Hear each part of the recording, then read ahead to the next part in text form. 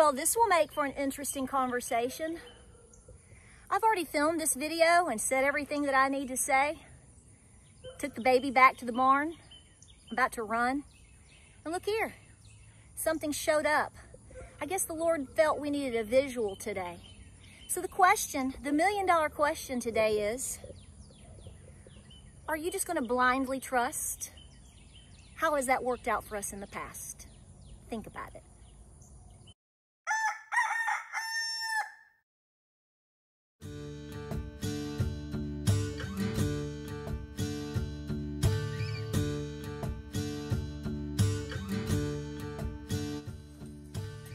All right, say we're headed back to the big barn. We're doing much better.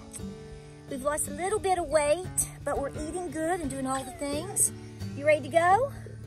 Back to the barn, Butterbean goes.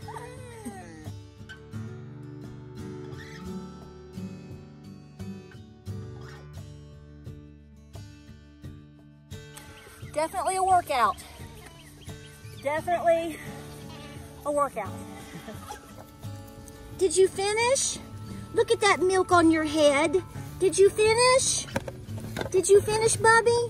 Oh, get every drop there, buddy. Every drop.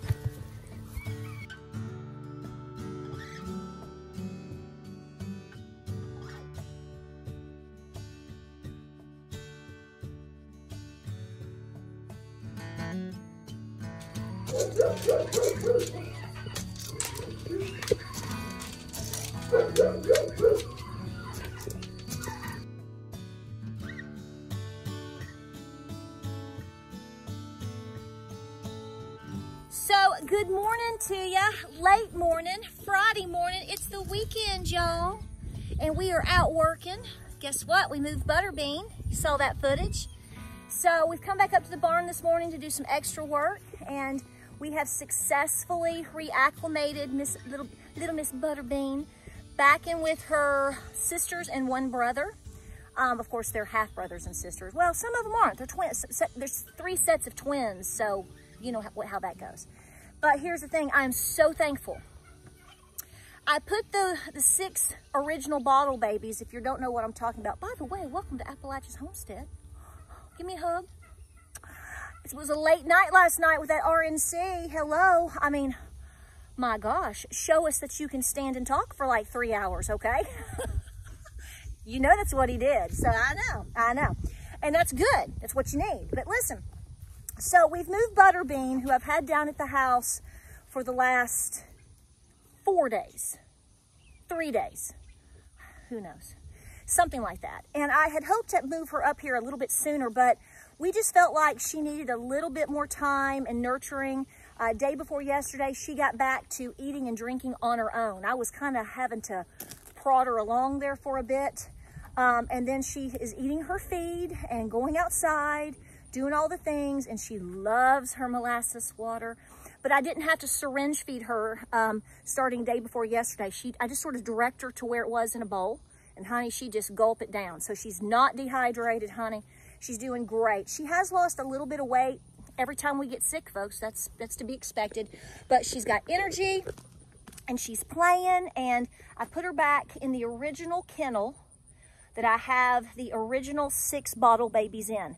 They should be out with the herd. Totally, yes. And in fact, we debated about it the other day. I said, James, you know, I really want to get them out there. And because of the weather, I was like, well, we'll wait a day or 2. Well, then she got sick. And when she got sick, I just left it as is. And then, of course, we've had a lot of rain and stuff. But my point is, had I turned everybody out and had put different mamas or whatever in that cage, I would have had to have rearranged everything. Because when you pull an animal or introduce an animal or reintroduce an animal, you have to be pretty particular about how you do it, depending upon the animal itself, what you're reacclimating it to. For example, if you pull a hen for a couple of days or a week and then you try to throw her back in, birds are hard. Birds can be very hard, okay? They can be very vicious, very. And so, you know, you kind of have to put them back with them, but not necessarily with them, maybe in a cage or in a stall. Well, all of my stalls right now are very busy with mamas and babies. I have 4 mamas and 4 sets of twins right now. And then, of course, I've got this little guy. He's just mine, right? Right. So, thank goodness I trusted my gut instinct and just going with it. The Lord knew, leave these babies in here because I had to take her, and I've been able to come back up here today and successfully just put her back in there, and she was so happy. They were so happy. I didn't want to put her out with the herd, and here's why. If you don't know this, a lot of times when you reacclimate goats back in with the herd, they go into a headbutting contest, okay? And sometimes it's good, and sometimes you're like, whoa. Well, that could have injured her, knocked her down, whatever. So here's what I'm saying. It worked out. It worked out for me, and it worked out for her. I went with what I trusted in my gut. I left it alone, and look how it turned out. So she's back with her brothers and sisters. She's back in her original kennel. I'm going to give it another day or 2 plus, see how that goes. Obviously watching, always watching. Whether you trust something or not, you better be watching it, okay? Right? I'm going somewhere with this. So she's back over there. When I came in and gave some extra feed, she went at it with them. She's drinking. She's doing all the right things. So I trusted this scenario. I trusted my gut to pull her when I did. And I'm telling you, had I not done it when I did, I wished I had actually done it sooner. But had I not pulled her when I did, she probably would not have made it. Because when you're dealing with what I was dealing with, what I believe we're dealing with, most goats don't make it. I have successfully been able to save, this is now my 3rd goat this year, from this. Rip, Vinny, if you were back in the winter and you saw all that was going on with Vinny, this happens. Whether it's your polio, whatever, most goats don't make it. The goats that do make it typically make it only because the owner immediately pulled them and started treating them and worked with them for days. That is the overall general consensus of that situation. I listened to my gut. I trusted, but yet I acted. And I'm watching. This is what you're supposed to be doing as an American citizen. I'm not speaking to the rest of the world because, no offense, but I'm just not. So let me go back on this. So clearly I came out yesterday talking about how I have a lot of questions about Vance. Let me say this again. I am a Trump supporter. If you haven't figured that out by now, then you just now turn this video on and you've never seen me before. Made it very, very clear for many, many years. Do I trust Trump? To a certain extent, yes, I do. But I also trust that I have a moral and ethical and a responsibility as a citizen to do my homework and do my job. And there's 3 things. You're different than me. You don't have to be like me. I'm cool with that. Listen, there are 3 things, because if you were like me, you'd have another goat hair on your lip. Here's the bottom line. I trust 3 things in my life. Number 1, I trust the Lord Jesus Christ. Number 1. Number 2, I trust my gut, my discernment, the brains that God and Granny gave me. I trust that. Sometimes we don't follow it like we should because our mind and these voices like to mess with us, right? And so we have found out by age and by experience and by situations that every time that we have listened to our gut, doesn't necessarily mean we acted upon anything. It's just we're listening and we're watching. You got me? But tell me right now, do you see it? It's like all over in here. To be expected, right? The 3rd thing that I trust, that I blindly trust, is my husband. It's his birthday, and he's going back down to the house right now. Today is his birthday. That is the only human being walking this earth that I will tell you that I blindly trust. More so than my parents, more so than my grandparents, more so than my own children. I have been with him for almost 28 years. He has never done anything to make me question my trust for him. Ever. I mean, we're not a perfect couple, and we always, we believe me, we both can fuss at each other. Okay, I'm not saying that. But if you want me to put trust into an actual human being with blood and flesh, it will only be my husband. And yes, he knows, I know, you should know, at any given moment, that's always subject to change because, yes, people do change. People do different things and make odd decisions. People run in with the devil and they change. So we have to understand that when you're talking about this from different levels, you're talking about this is just for Patara, for Jesus. No, he's got me. And because of that, he's given me the gift of discernment. We should have the gift of discernment. If we're trusting Jesus and we're believing and we understand how the Holy Spirit works, then we're going to know that. And then, of course, I am incredibly in love with my husband. Today's his birthday. So, happy birthday, James. We're going to celebrate this weekend. But if you're asking me to blindly trust a politician, please don't try to school me or others on why we should blindly trust politicians. I'm going to flip the table and ask you to please question yourself if that's the answer. Now, I'm going to vote for Donald Trump. Like I said, I'm a Trump supporter. And several of you have made different types of comments, and most of you have been very lovely about it.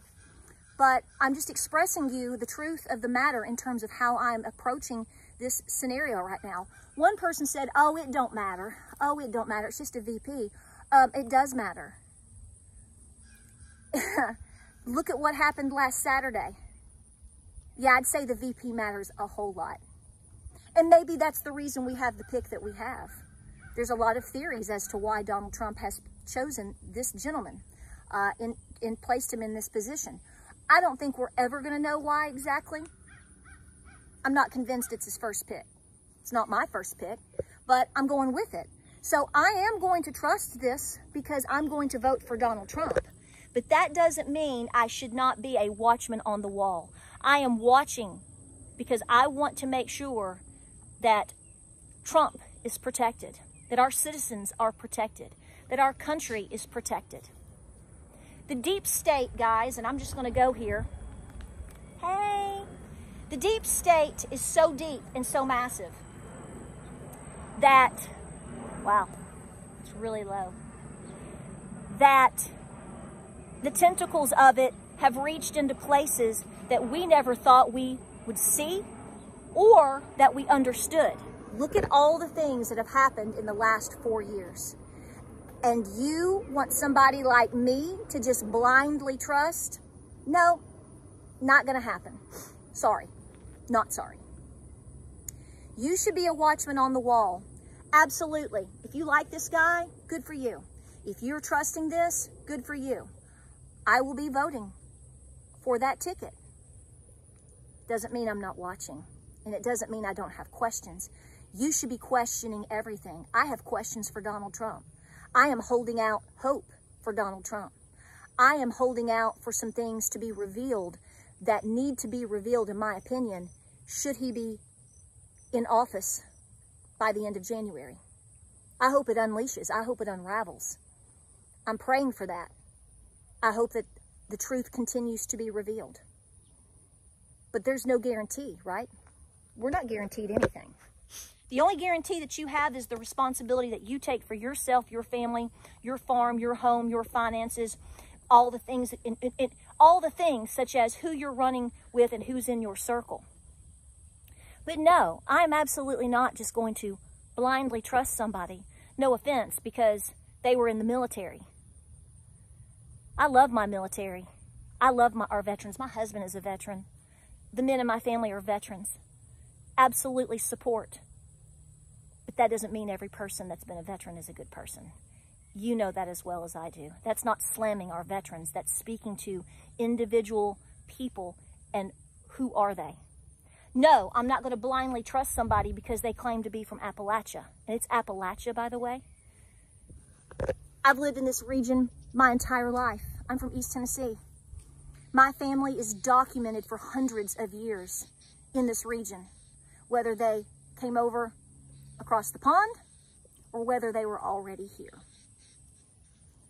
So I can tell you by life experience, I'm 47 years old, 47, that there's a lot of bad people in Appalachia.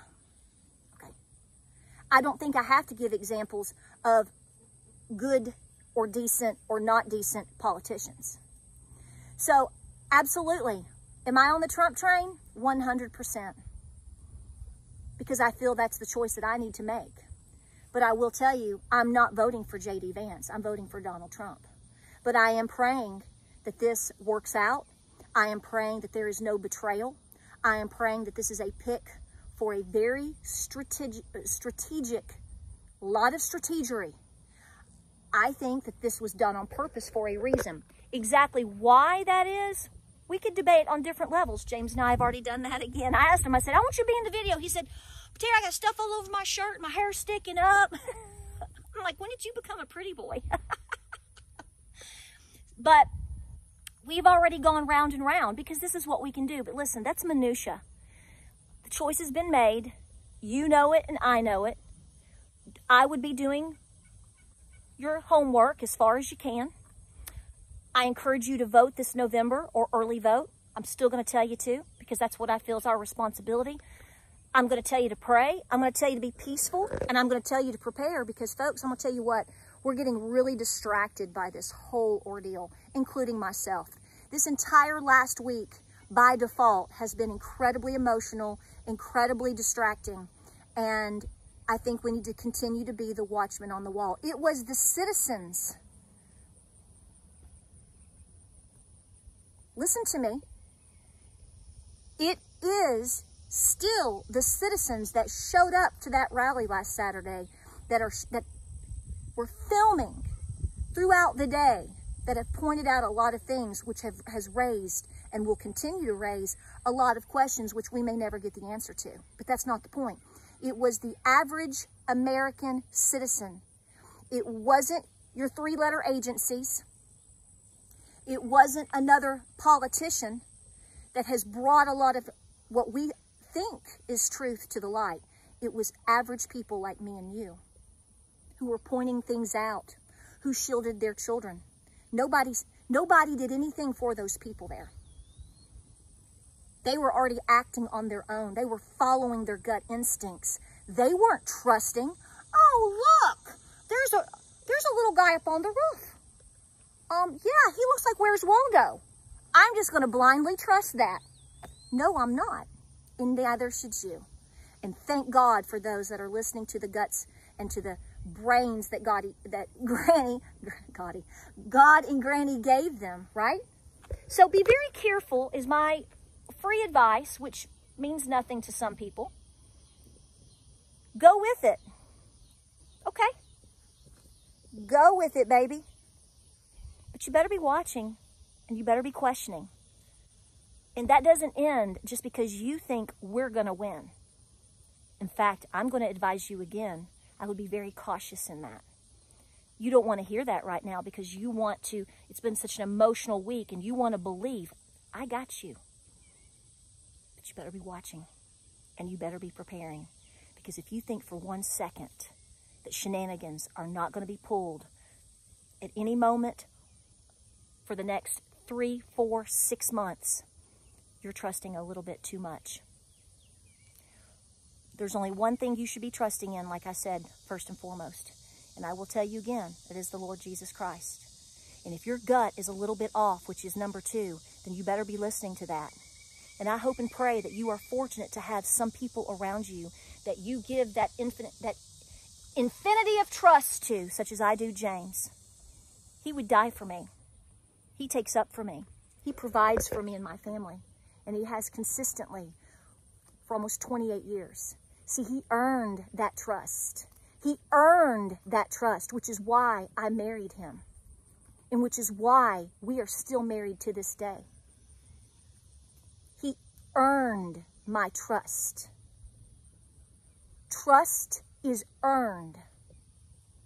Should not be given just free nilly-willy, especially because somebody has a claim on certain things. That doesn't mean anything anymore, folks.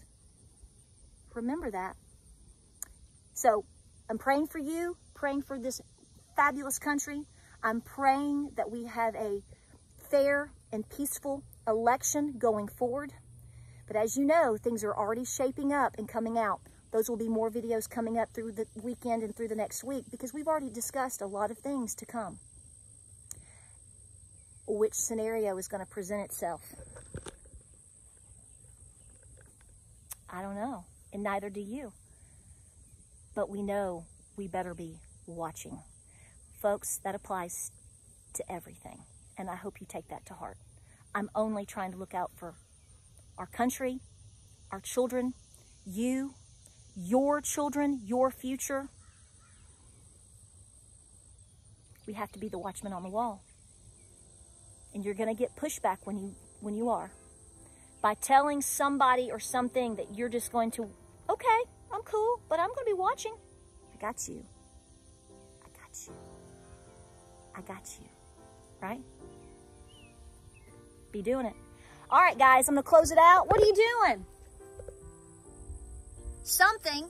You're always doing something. Got to be starting something, honey. Got to be starting something.